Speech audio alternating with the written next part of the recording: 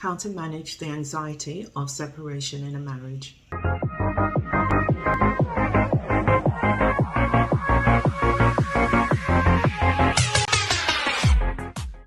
Hello Swans, I'm Yvonne, your marriage and divorce coach here at Black Swan Relationship Academy, and today we're going to look at how to handle anxiety of separation in a marriage. Unfortunately, you found yourself in this position where you're separated. Either it's a week, a month, a year, whatever the length of time is, you're separated, and the anxiety of it is overwhelming. You are right now feeling hurt, you're lost, you're disappointed in how could this have possibly happened, and you don't know what to do. You're asking yourself questions like, how am I going to manage? Am I going to earn enough to pay the mortgage or to pay for the property that I am now in? Whatever the situation is, these are questions that you're asking yourself, and all that is happening is it's just bombarding you because your mind is going 10 to the dozen and you don't know what to do for the best. And you're getting in a panic mode, and that panic mode is almost choking you, and you can just about breathe. You don't even know how you're survived and how you've survived this long, but survived you have.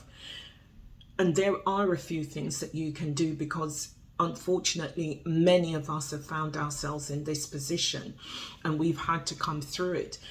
You know, if there are little ones around, they need to be taken care of. Even if you've got teenagers, they need to be taken care of. If you're on your own, you need to be taken care of.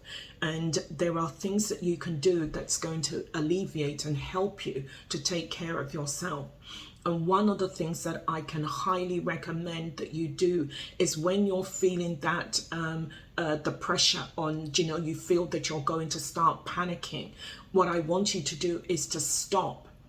Breathe in deeply through your nose. Fill your lungs with air. Hold it for a count of 4. And slowly breathe out, and do that 4 or 5 times. And what that will do is that will cause that fog to clear. It will cause clarity to come back, and you'll be able to go on, and because your mind is now clear.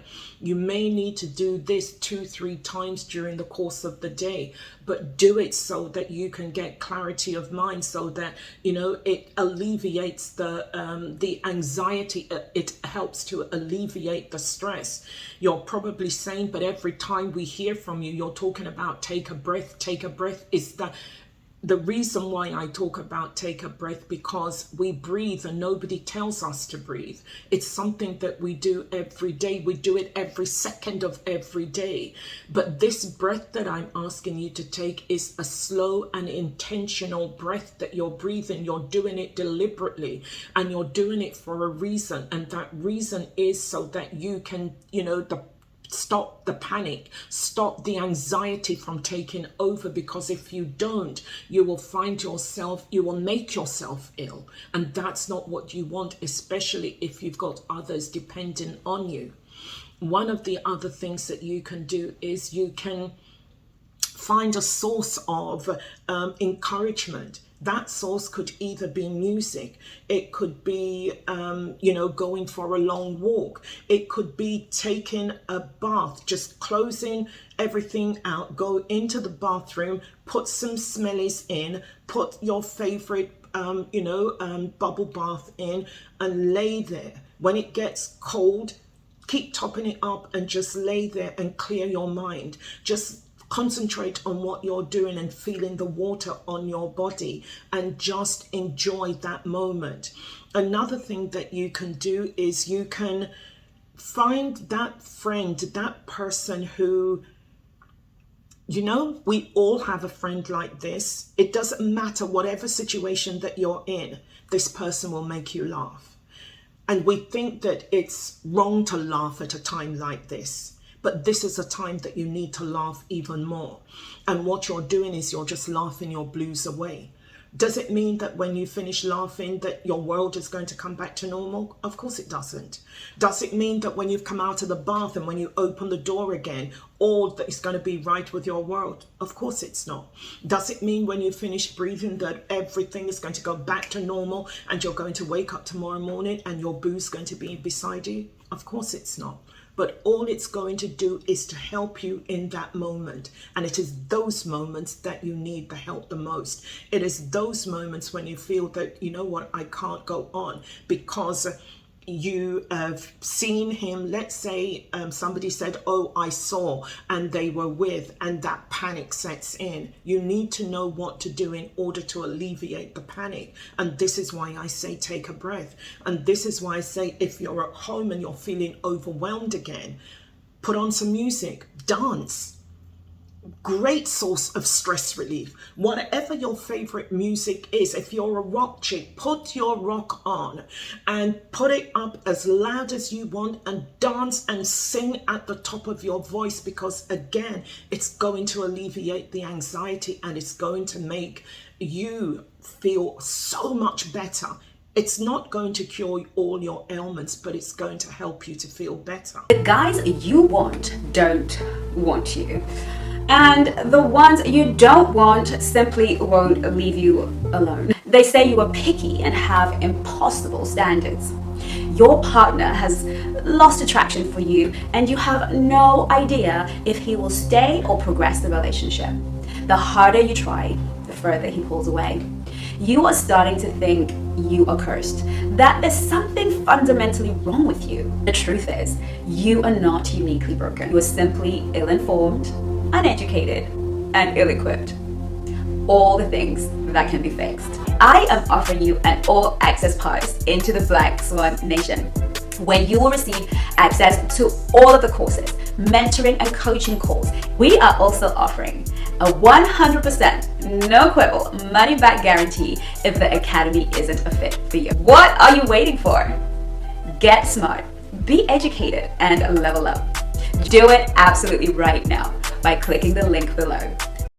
Another thing that you can do is use words of affirmation. If you tell yourself I'm a disappointment, that's what you're going to be. If you tell yourself that I am riddled with guilt and shame because I did this or I did that or whatever, that's what's going to happen. But how about if you turn that around and say, I am wonderful, I am beautiful, I'm intelligent, I am a success, my marriage is a success, I am loved by all who come in contact with me. Whatever it is that is going to make you feel happy, put it up on your mirror and tell yourself every day. Have a sentence that speaks of the person you want to be and put it up on your mirror and say it to yourself every day. Every time you go into your living room or you go into the bathroom or you go into another room and you see what you've written up, say it out loud to you. Hear your voice saying those words and let them come from here to go into here and then find their way here. Because whatever you say about you, that's who you're going to be and that's who you're going to become. There's a very, very important thing that I would ask you not to do, is to not follow him on social media. Don't do so. And if you decide to yourself that you've done this, and you're online and you see that he's going to be at a particular, let's say he's going to be at a restaurant with his friends, don't get your friends together and you doll up and put on, your shortest, lowest, whatever it is, garment, and you make yourself oh so fabulous that when he sees you, you think that, how could he possibly resist you? And you go to the restaurant and you let him see that which he's missing. He's out with his friends to enjoy himself and he sees you. That's not the time for you and him to have a conversation.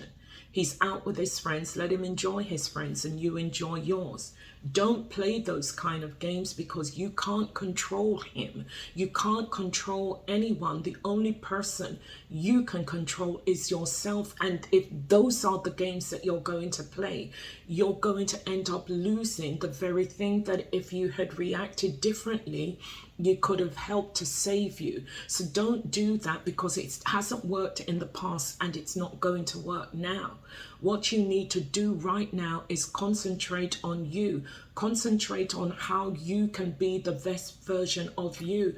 And whatever that looks like to you and whatever that means that you need to do, then do that so that it's going to help you. Use the words of affirmation. Find books. Listen to, the various coaches on Black Swan Relationship Academy. Listen to the R.C. Blakes. Listen to the Matthew Hussey. Listen to the, whoever is in your wheelhouse that you are accustomed to listening to, and they give you sound advice. Then listen to them and hear what they have got to say. And when you are ready, ask yourself, what do I want?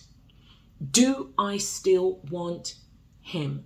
Do I want the marriage that you are separated from now? Is that the marriage you want? Or do you want it to be changed? And if that's the case and you want change in it, then how are you going to about bringing that to life? And the best way that you can do that is when you begin to take care of you, because when you take care of you and you know what you want, you certainly know how to ask for it. And he will be more receptive that you've worked on yourself, because perchance he's also working on himself and he knows that he doesn't want this to end because he knows that he's got a good thing going and you have just hit a glitch, and that glitch can be overcome. For some of us, and I am one of those person who didn't do the things that I know to do today. And it took me an extremely long time of working on myself to get here, to finding him again and remarrying and getting on with our lives. It can happen, but you have got to want it. And not only have you got to want it, you have got to be prepared to work on you and change you to be the very best version of you, so that they can see that and want to be part of it, because it was there at the beginning and life unfortunately got in the way. So you can turn this around. If there's anything I said that has resonated with you and you'd like to take this further, do check out the link below in the description box. In the meantime, thank you for watching. Take care of yourself and I'll see you next week. Have a great week. Bye-bye.